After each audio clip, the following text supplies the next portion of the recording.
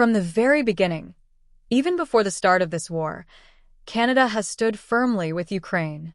In fact, as early as 2015, we took a major step by training Ukrainian military forces directly on their own soil.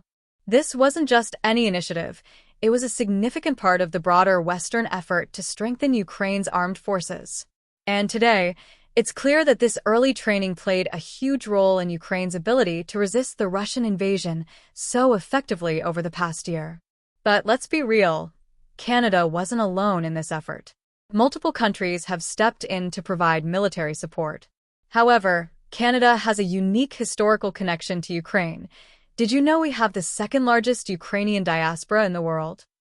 This deep-rooted bond has fueled our commitment to Ukraine, not just as an ally, but as a nation that truly understands the significance of this fight.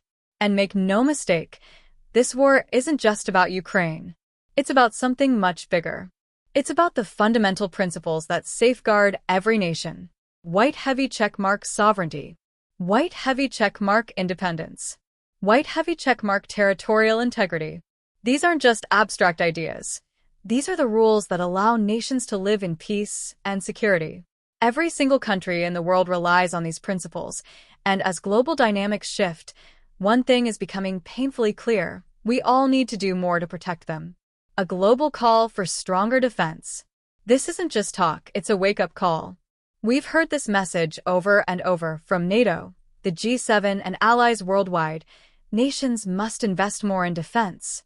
Now, let's take a step back. Where was Canada in all of this 9 years ago? When I first took office, Canada's defense spending had been cut below 1% of GDP, despite the NATO 2% pledge being in place. That was unacceptable. Since then, we've more than tripled our defense investments, setting a clear path toward that 2% target by 2030. But here's the truth: that won't be enough. Globe showing America's the world is shifting. Globe showing Europe, Africa threats are evolving. Globe showing Asia, Australia, we must do even more. What's next? Canada's commitment to security. Canada is ready to step up. But how exactly will we do that? The answer is simple. We will work alongside our allies to determine the best course of action. And yes, everything is on the table. Why? Because might can no longer dictate what's right. That's a dangerous precedent, and it's one we must never allow to return. For the past 80 years, we've lived in a world shaped by peace, stability, and prosperity, not just in Europe, but across the entire globe. And why?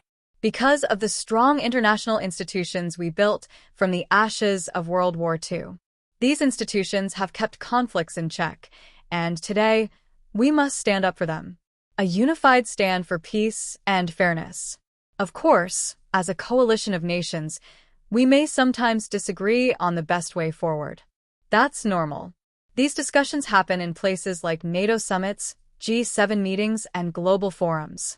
But at the end of the day, one thing is clear: we stand united in our commitment to heavy checkmark peace, heavy checkmark fairness, heavy checkmark prosperity for all citizens. And it's that commitment that will continue to drive us forward. Rocket. Search.